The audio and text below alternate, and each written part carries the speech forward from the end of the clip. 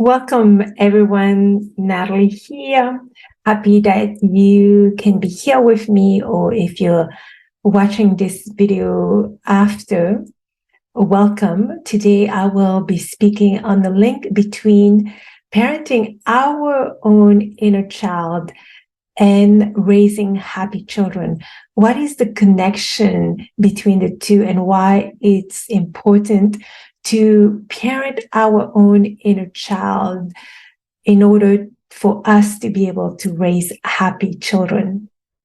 So I'm going to ask you to kind of go back in time and remember when you were growing up. Right? We all experience joyful moments growing up as well as challenging moments to various degrees, depending on the environment that we were brought up in and what was happening.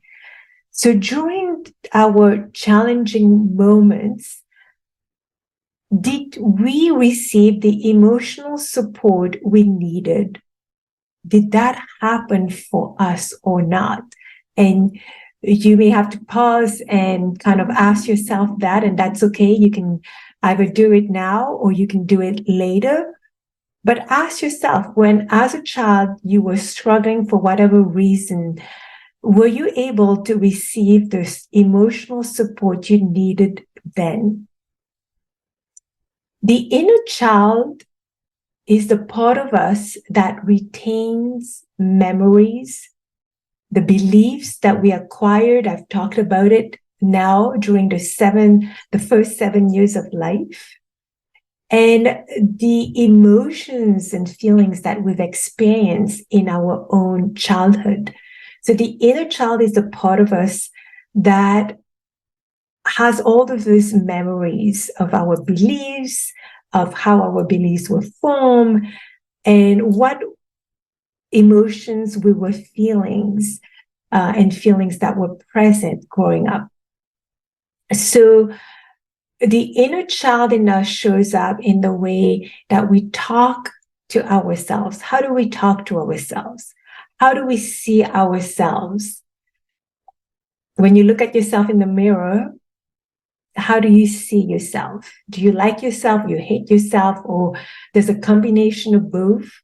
How do you treat yourself? Do you give yourself break times, or do you kind of like force yourself to do things all the time? What are you afraid of, etc., and etc.? So this is how our inner child shows up, how we talk, how we see ourselves, how we treat ourselves, what we're afraid of. It's usually that inner child that is doing that part, because the logical part of us, the adult part of us, know that we want to speak to ourselves in a nice way, that we want to treat ourselves in a way that's loving, caring, and so on. But nonetheless, perhaps there are part of us that we're feeling that are showing up in a way that is not so kind to ourselves. So I want to start this training by giving you an example of what a child may have experienced and how that shows up in the present for a mother, and what is the mother experiencing with her inner child. So I'll give you the example of one of my clients that I've worked with. Her name is Rachel. She grew up with a mom who was very depressed. And despite knowing that her mom and dad really loved her, nothing big, traumatic events happened while she was growing up, while she was little. Yes, her mom did pass away when she was a young adult. But during her childhood, there was nothing crazy that was happening, except that her mom had depression. And she had these episodes where she couldn't really attend to Rachel and her sister. And so therefore, during those times, Rachel felt very alone. And she also felt the need to care for her mom because she could see that her mom was struggling, care for herself, and also care for her younger sister because her dad was working. And today, Rachel is a mom herself. She's a very loving, caring mom, but she always put other people's needs first. And then she has a tendency to get really tired, to get really overwhelmed.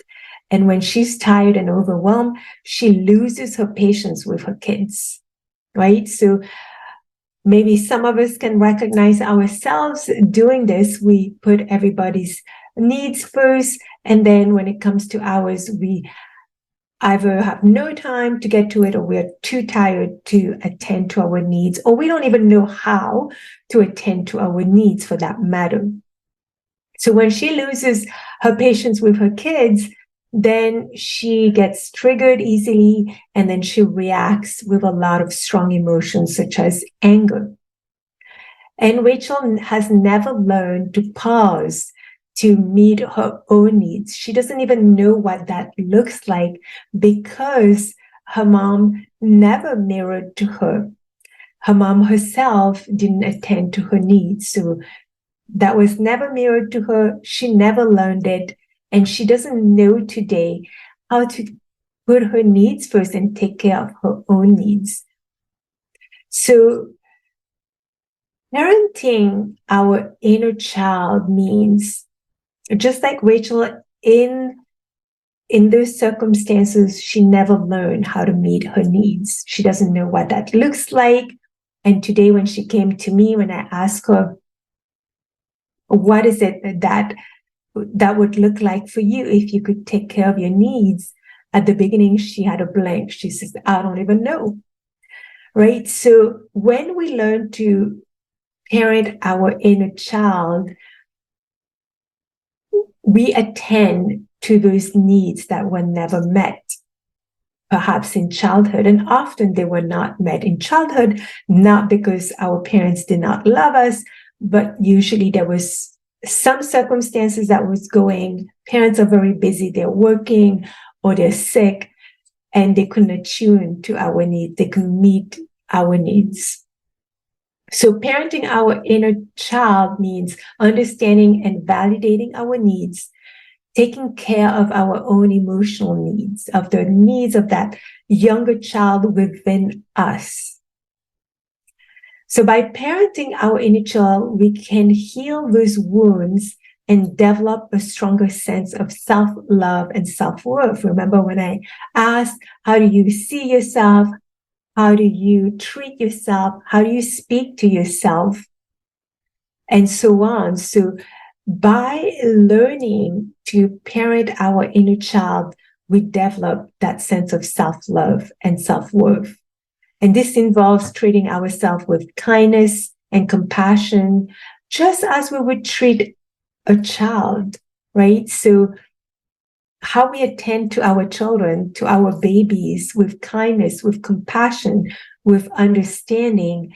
Perhaps this didn't happen for whatever reason for us when we were growing up. So by taking care of our inner child, we start to treat ourselves in a much more caring and loving way. So going back to Rachel's story, the initial wound that happened is she believed that her needs didn't matter. When she had to attend to her mom, to attend to her own needs, to attend to her sister's needs, nobody was attending to her needs as a child. And the conclusion she came to was that her needs didn't matter. So therefore, there's that belief, that core belief that I don't matter. That's why my needs are not being met by somebody else as a child, when I know that somebody else should be meeting my needs. Yes, she sees mom being sick, but she can't understand that because mom is sick, that's why she's not attending to her needs. As a child, the child knows that she deserves her needs to be met, and she's waiting on somebody to meet her needs because she can't do that herself. So then the coping mechanism that comes up is that Rachel learned from a very young age to meet other people's needs. So she matters. There's that perception as a child that, okay, if I meet my mom's needs, I meet my sister's needs, I meet everybody else's needs, that they will turn around and meet my needs, perhaps, which never happened.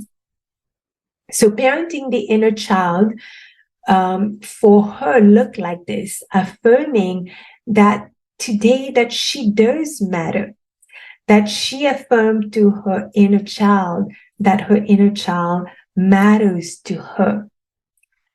And reframing that, she felt alone, to today she has a partner, she has her sister, she has friends who are part of her support group. She's no longer alone like she felt when her mom was sick and her dad was working all the time.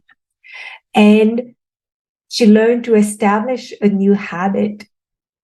And that's something I asked her. I said, what is it that you would like to do for yourself that is going to be caring and loving to yourself? And she goes, I really want to, at the end of my day, when my partner comes home, that I have a little bit of time to myself, and I like to be outdoors, get some fresh air, because I've been inside all day. So then she chose to establish this habit to go for a walk daily after dinner time is over, everything is cleaned up, and her partner can be with her children, that she can have 15, 20 minutes outside, getting some fresh air and letting go of her day and relaxing while she's walking. So some of the ways that we can parent our inner child include acknowledging and validating our emotions. When we experience difficult emotions, we can acknowledge them and assure ourselves that it's okay to feel this way. It's okay to feel angry. It's okay to feel sad. It's okay to be upset, and to just be with the emotions. Number 2, meeting our needs. We can identify the needs that were not met in childhood and find healthy ways to meet them. Like in the case of Rachel, she learned to put everybody else's needs first, and nobody attended to her needs. So now she's learning to voice what she needs, for instance, with her husband, and say, every day after dinner time, I want to have 15 to 20 minutes for myself, and I want to be by myself and go out for a walk. And by doing so, she's meeting the needs that taking care of herself is actually, she's worthy of it, and she's important enough to receive that. Number 3 is the self-care. So we can take care of our physical and emotional needs, such as getting sleep, eating healthy, engaging in activities, just like Rachel, going for a walk that brings us joy. Once a month, we can meet with our girlfriends. If that's something that we enjoy, we can go out for dinner, we can go out shopping, whatever the case may be, that brightens your light. Number 4, compassionate self-talk. Remember when I asked, how do you see yourself? How do you speak to yourself? What do you say? So learning to speak to ourselves in a very kind and compassionate way, using words of encouragement and support, telling our inner child that she's worthy, that she can do whatever she's trying to do, even if it's challenging, that it's okay to mess up, to make mistakes, right? And not punish ourselves, but encouraging ourselves, motivating ourselves, supporting ourselves, our inner child in those moments. So overall, parenting our inner child is about cultivating a deep sense of self-love and self-acceptance, and providing ourselves with the nurturing and support that we may have missed out during our own childhood. Learning to heal those wounds that are still very sensitive for us, that usually when someone brush on those wounds, we react. That's the trigger, right? So when our child brush on one of our wounds, it makes us jump and we react with strong emotions. But by attending to those wounds ourselves and giving ourselves what we need, then our children are not going to trigger us as much. So by understanding our inner child, attune and attend to our own needs, this really helps us to develop our own ability as a parent to do the same for our children. Because if we have unmet needs that is bringing up a lot of triggers for us, we're not going to be able to attune to our children. And when we don't attune to our children's needs, then you can see the behaviors that are coming up, that they engage in, that are signaling to us that there's something that they're needing. But we can't attune to that if we ourselves, we have unmet needs that we don't know how to meet for ourselves, because as adults, there's nobody who can meet our needs. Every adult has to meet their own needs. So by attending to our needs, our inner child needs that were not met, then we heal the wound, and then we become much more able to attune to our own children's needs. And if that's something that really interests you, to work with your own inner child and to address those unmet needs of yours, so you can raise your children in a way that you're meeting their needs and they can grow up happy, then feel free to reach out to me. I'm also going to put out a post today that refers to the kind of work that I do and how that goes and for who it is. And if that resonates with you, feel free to reach out to me, send me a DM, and we can have a chat. All right. So thank you for listening. Hopefully this brings up some light into why parenting our inner child, there's a strong link there with raising happy children. And if you want to learn more about this process, also let me know. You can put it in the comments, and perhaps I can do a more detailed workshop with regards to working with our inner child. Thank you, everyone. Take care.